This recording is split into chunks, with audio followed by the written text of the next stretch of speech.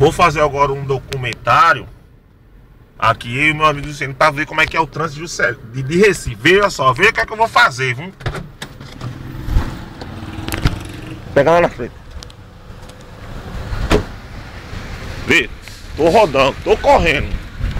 Olha o quanto que eu tô correndo.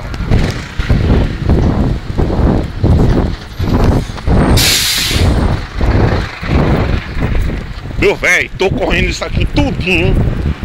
Opa aí, ó, quanto que eu tô andando pra pegar Juscelino. E o trânsito do caralho, meu velho.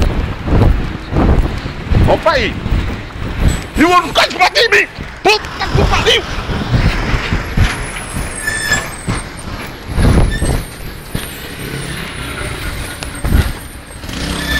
Meu irmão, quase que o ônibus bate em mim. Quase que o ônibus bate em mim. Oi? Quase que o ônibus bate em mim. E eu andando, correndo aqui pra chegar no sinal. Olha pra aí. Olha pra aí. O quanto eu já rodei.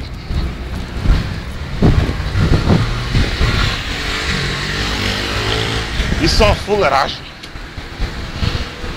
O trânsito de Recife é uma fuleiragem.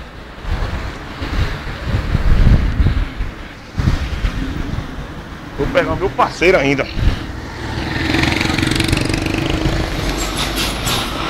Ah, motorista, pau no cu do caralho.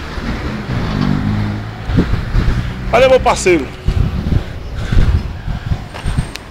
Isso é o trânsito, ó. Liga aí. Trânsito do caralho, meu velho.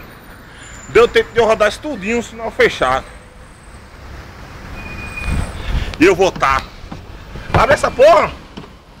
105,900, ou melhor, 150. Porra.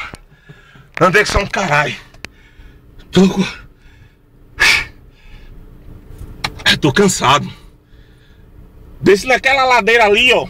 Desci correndo, quase que eu fui atropelado pelo ônibus. Meu amigo aqui, você tirou quanto tempo? 8 minutos.